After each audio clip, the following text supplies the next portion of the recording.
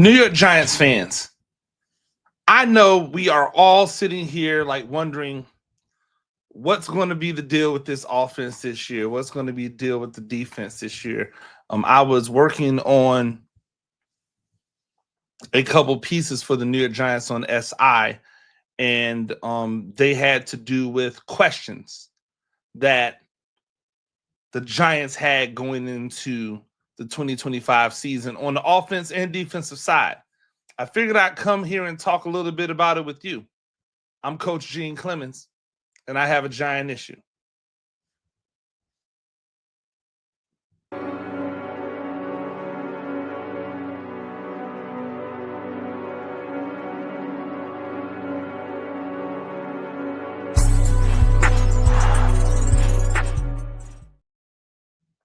Ladies and gentlemen, welcome back to another edition of A Giant Issue. I'm Coach Gene Clemons, New York Giants on that side. That's where you get all your New York Giants news and information from. Make sure you are checking out all of the content that I'm dropping over there. It's daily. We've started our most indispensable players series. I hit you with two of the honorable mentions. Graham Gano, Jermaine Illuminor. Don't know why he was honorable mention, but you know what?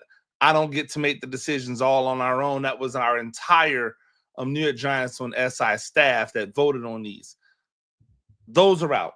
I have pieces out on the schedule and where we could still a game or two from. I've got things coming on once again, the three offensive and defensive things that we can look for as far as answering questions. There's a lot going on over there. You just want to go and check it out. I've been spitting out content. I hit you hard in April, excuse me. I came back again in May with another heavy month of content from the writing side. And so I appreciate everybody that goes over to the New York Giants on that side and patronizes those things. Also, make sure that you hit that subscribe button over here with the New York Giants on SI YouTube channel because we're trying to get to 5,000 subs. It's been a good month, right? We've seen activity pick up, had a couple 3,000s and with views in some of these. Like, it's great. But we need that 5,000 subscribers before we get to on week one. Also, stay tuned. I've been teasing and messing around about stuff that I'm going to be offering as far as like exclusive content. If you sign up and become a member, I'm going to talk more about that stuff in the future. That's coming. There's a lot of things coming on. You're going to want to be right here to see it all. I like I said, I was writing these pieces on the New York Giants and the questions that they have, biggest questions that are facing them going into the 2025 season on the offensive and defensive side.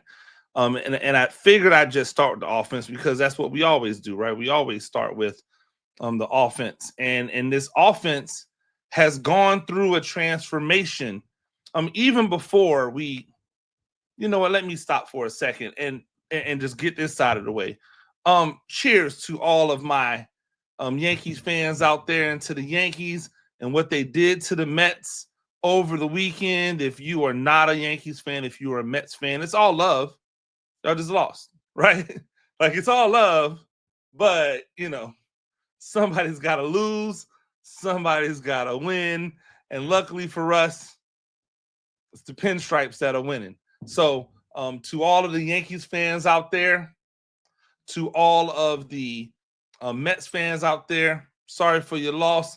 And to anyone that's rocking with Juan Soto, hey, listen, you get what you want, man. Juan Soto wanted the Mets.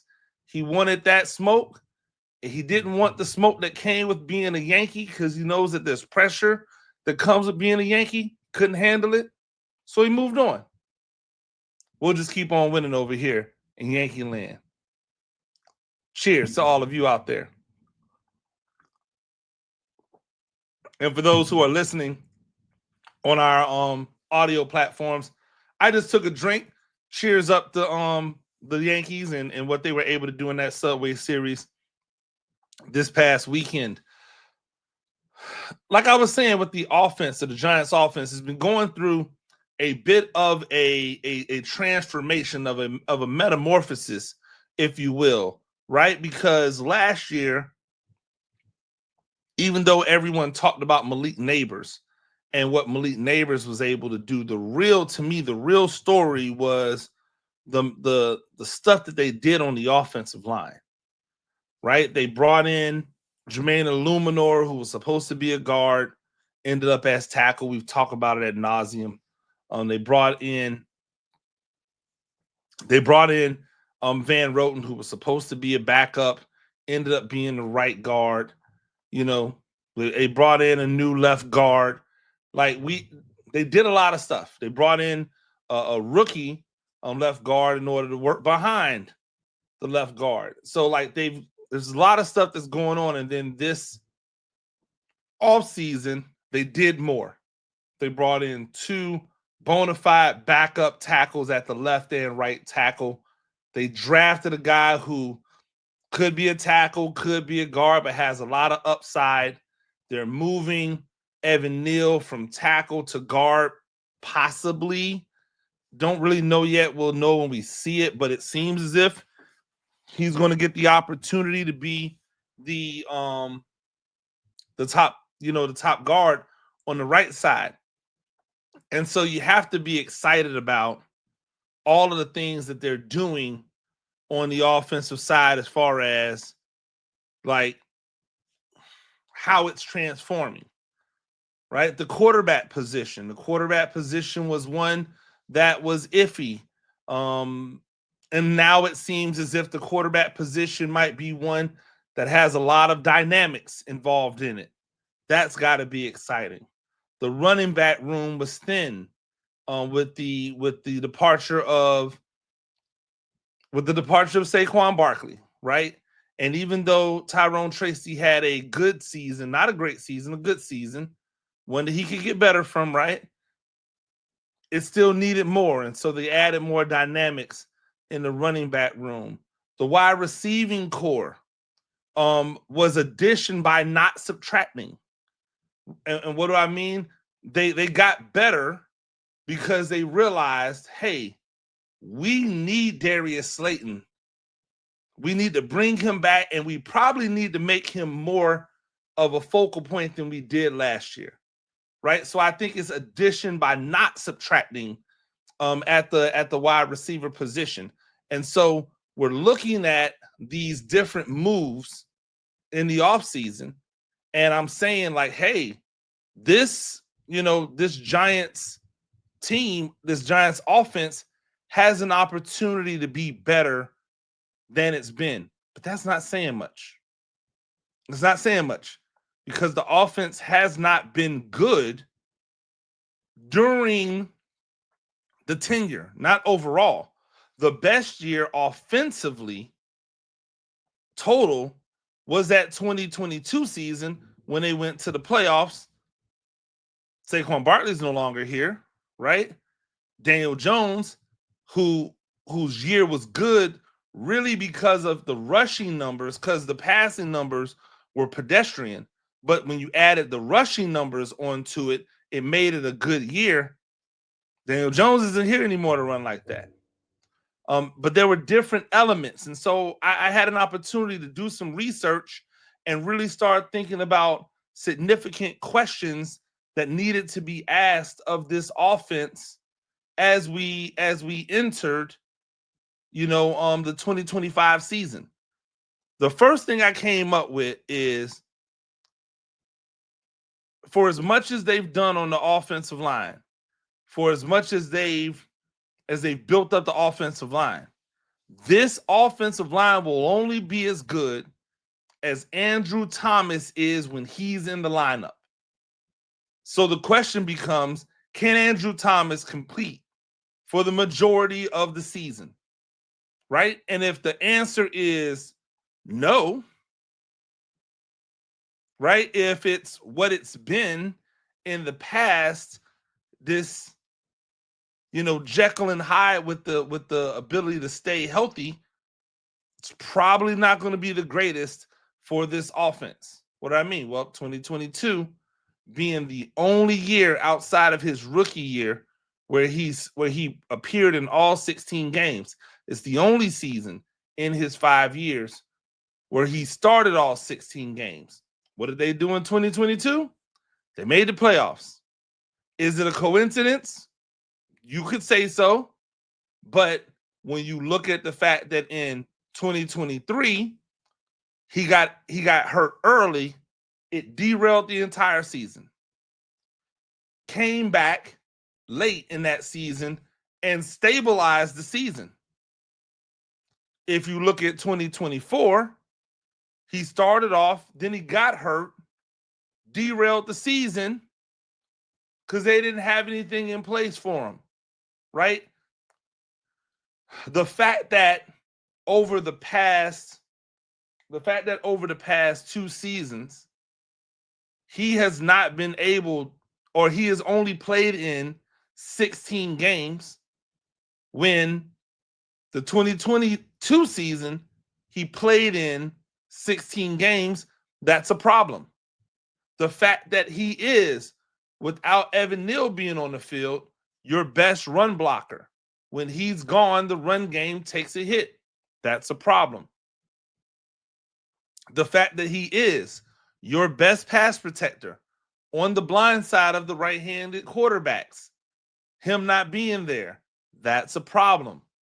Because that means that either you have to put a backup in, who, by the way, should be improved, a rookie in, who we don't know anything about, or you have to move Jermaine Illuminor from right tackle to left tackle to stabilize the backside of the quarterback. And now we have questions about the right side. See how this works? Do they put Evan Neal back at right tackle because that wasn't a bad combination at the end of the year when Illuminor was on the left side and Neal was on the right side? Who knows what they do? But do they just go at the rookie and say, hey, rookie, it's yours to go? Who knows? Do they go with the backup? Hey, Stone Forsythe, go over there, take care of business. Who knows? The problem is that when Andrew Thomas goes out, there has to be changes. Because if the first thing doesn't work, then it triggers the second thing. Then it triggers the third thing. And that is where the continuity of the offensive line goes awry. And not having that continuity on the offensive line is the death knell for every offense. Go and check out when the Kansas City Chiefs lose in the Super Bowl. It's because their offensive line doesn't have continuity. It happened versus Tampa Bay, and it happened versus Philadelphia. No continuity on the offensive line, no chance, right? They're just so good because they have a quarterback that can overcome so much. They were still able to make it to the Super Bowl. But when you get to the Super Bowl and it's a hungry pass rush on the other side waiting, and there's no continuity on the offensive line, you're going to struggle. That's what will happen to the Giants. That's what we've seen happen to the Giants over the years. And it doesn't matter how much you try to put fail safes in place, backups are a backup for a reason. And that's why it's important to answer the question, what's the medical staff doing to get Andrew Thomas to the point where he can be available for more games? How honest is Andrew Thomas taking his rehab in order to get ready? Does he need to drop some weight in order to not have so much weight and gravity focusing on those limbs and those joints? Is there something that where Andrew Thomas has to be honest? Hey, I don't feel the greatest, so maybe I sit down right now in order to ensure that I don't miss 4 weeks, 5 weeks. I talked about that with Darren Waller back before Darren Waller decided to retire. We talked about his injury and the fact that he played through an injury that he knew in his head he probably should have sat down from. And what could have just been a week, maybe 2, turned into multiple weeks gone, right? Like we as athletes, we understand when to play through injuries and when not to. And most of the time, we're wrong. We understand that that we should play through injuries because not everything is something to set you down. But when you're so important, sometimes missing in the short term is better in the long run. So those things have to be talked about with Andrew Thomas, right? And him coming back and hopefully putting together what would only be his third full season if he was to play 17 games. He played in 16, started 15 his rookie season. That wasn't a good season, right? The next year he didn't start all games. He was out a few games. 2022 season, he started every game. They went to the playoffs. 2023, no. 2024, no. 2025, we don't know. That's a major question. One of the other things that I was looking at, and one of the things that I was trying to figure out is like what this team needs to do in order to produce more points, right? If you think about the way in which this team has scored outside of 2022, the playoff year, since 2019, because there was really no reason for me to go back to 2019. I only really had to look at this regime, but I just wanted to see what was going on before the regime took over. So 2021, 2020, right? This team has not averaged 21 points in a game. 2022 was the only season that this team averaged 21 points a game. That's a recipe for futility, right? That's a recipe for futility. That's a question that needs to be answered. How is this team going to score more points? And by the way, just like always, make sure that you guys are talking in the chat. I want to see what you think. I want to hear your answers to these things, right? I know what I think, but I want to hear your answers. I want to hear what you have to think. That's what the conversation is for over at A Giant Issue. But to only score just barely over 21 points a game one time in the 3-year history of this regime is not good, right? It's not good. 15.6 points in 2024, in 2023, 16.1 points in 2024. Who are you beating with those numbers? It doesn't matter how much you move the ball. It doesn't matter how much you possess the ball. It doesn't matter how good your defense is. If you only score 16 points a game, right, on average, then that means the moment the other team scores a touchdown, you are in jeopardy of losing the game. Because you're only going to put a touchdown and less than a field goal up on the board. So if you're only going to put 2 touchdowns total, less than a field goal, right, less than 17 points, then if you hold them to a field goal in the first, you hold them to the field goal in the second, you hold them to the field goal in the third, a touchdown and a 2-point conversion in the fourth beats you because you're only going to have 16 points.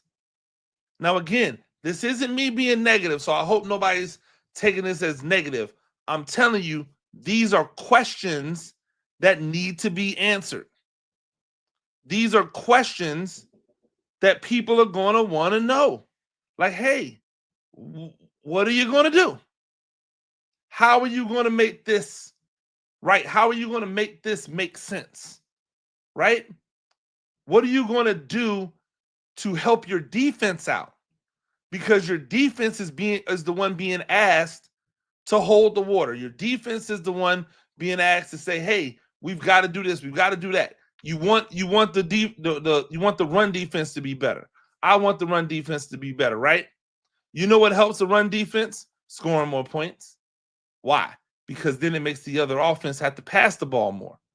But if they always have a lead, then they can always run the ball. Therefore, your defense is always going to be in peril because eventually they wear down. That's how it works. So your offense scoring more points helps your defense, but how? How do you score more points? Will the offense be able to increase the scoring output? The answer should be yes. Why? They added more quarterbacks. Not just more quarterbacks, but quarterbacks who know how to matriculate the ball down the field and, more importantly, put the ball in the end zone. Now, Russell Wilson, he can score. Jameis Winston, we know can score. Like, we can say a lot of stuff about Winston, but everywhere that Winston goes, when they put him in the game, touchdowns follow. Sometimes interceptions follow, but touchdowns definitely follow, right? So they're there. Jackson Dart comes from an offense that puts up a lot of points. How do you put up more points? You got to be more aggressive. All three of those quarterbacks can be more aggressive. You got to have guys who can be more explosive. We'll talk more about that later, but they have explosive elements. You got to be able to pick up tough yards. They've got guys who can pick up tough yards now. And when you get into the red zone and you get onto the goal line, you can't be out here settling for threes. You have to put touchdowns on the board. And if they do that, then they're going to score more points. It wasn't like they were an offensive juggernaut in 2022. They just scored a few more touchdowns. And that made all the difference. See what I'm saying? That made all the difference in the world, that they just scored a few more touchdowns. So if they score a few more touchdowns, then they're going to be more dynamic than they were in 2022, 2023, and 2024. To me, without putting the expectations too far out, they need to get to 24 points a game. They need to get to 24 points a game. Three touchdowns and a field goal, or whatever machination to get to 24 you want to put together. They need to get to 24 points. Why? Because I believe the defense has an ability to hold teams to 3 touchdowns or less. What they don't have the ability to do is hold a team to under 2 touchdowns. That's just a recipe to lose. The third question that I had to do with the offense, but it goes into the scoring, but it's the explosive plays, right? It's the explosive plays. Can the offense produce more explosive passing plays? If the answer is yes, then they're going to have more success. Notice I didn't say running plays, because they produce explosive running plays. The problem is they don't produce explosive running plays that end up in the end zone all the time, right? And I define explosive by 20 yards or more, right? I define explosive by 20 yards or more. So in 2024, the Giants were dead last in passing plays of 20 or more. They had 34, right? They had 34. In 2023, they had 44. What was the difference? Now, 44 wasn't great, but it was more than the 34, right? What was the difference? The difference was when Tyrod Taylor came into the game, more explosive plays, more driving the ball down the field, more trusting the arm to unleash it and let it go. So you got more explosive plays. Remember, Darius Slayton didn't hear much. He was quiet before Tyrod Taylor jumped into the fray. And once Tyrod Taylor jumped into the fray, that is when Darius Slayton's production went up. That is when we all of a sudden saw Jalen Hyatt, right? Because when Tyrod Taylor got injured, who came in? Tommy DeVito. Who was he just watching have success? Tyrod Taylor. How was he having success? Driving the ball down the field. Let me do what he was doing, having success. And so that's what happens. But here's the problem with Tyrod Taylor. Here's the problem with him. He's very conservative, right? And so he'll get you the explosives because he's going to get the ball in the hands of the playmakers. But then it's on the playmakers to get into the end zone, and they weren't getting in the end zone. And he wasn't getting them in the end zone. Even in Tyrod Taylor's best seasons with the Bills when he was a starting quarterback, no intercept or low interceptions, but not high touchdowns. That's one of the reasons why they wanted to get Josh Allen in there, because they thought Josh Allen might have an opportunity to score more touchdowns. They were right. They were right. But Tyrod Taylor's ability to generate explosive plays has always been great. When he wasn't out there in 2024, these other guys, all those guys, not a lot of explosives. Until it was too late, until some would argue you didn't even want to see explosives from them. I still contend, great on them for getting wins late. I'm cool with it. But that goes into it. So they were dead last in explosive plays, 20 yards or more in 2024. Right? In 2022, they made the playoffs, but they were absolutely atrocious at explosive plays through the air. And why was that? It was because they were getting a ton of explosive plays from the quarterback on the ground. And so Daniel Jones, who again had issues with wanting to cut it loose, wanting to let it rip downfield, didn't. He just took off running. And he got a lot of explosives. 28 explosive passing plays in 2022. 34 in 2024. What's the common denominator? Scared money at the quarterback position. Because in 2023, when you had quarterbacks coming in that were unafraid, that were not scared, there was production. So now in 2025, how do we get those numbers up? We put quarterbacks in that aren't scared to throw the ball deep. Russell Wilson's not scared to cut it loose, right? When he sees it. We know Jameis Winston's not afraid to cut it loose. We have a feeling Jackson Dart's not going to be afraid to cut it loose. And if he was, he's being mentored by two people who are not afraid to cut it loose. A second-year Malik Neighbors, who is going to be better, more dynamic at going up and getting those balls that are being thrown deep. Pause. You got a Darius Slayton still there, still able to take the top off the field. Will they uncork it and let it go? Obviously, yes. You still have Jalen Hyatt in the tuck. Will he finally get the opportunity to prove that he could be a legitimate field stretcher? That he can add other dynamics to his game so he's not a one-trick pony, that he can get off the line. All of these things point upwards for the explosive plays. That's what it is. Because if they get more explosive plays, there's a better chance that they get into more end zone situations, they score more points. If they get more explosive plays, that means their offense might be on the field less, even though they're scoring more.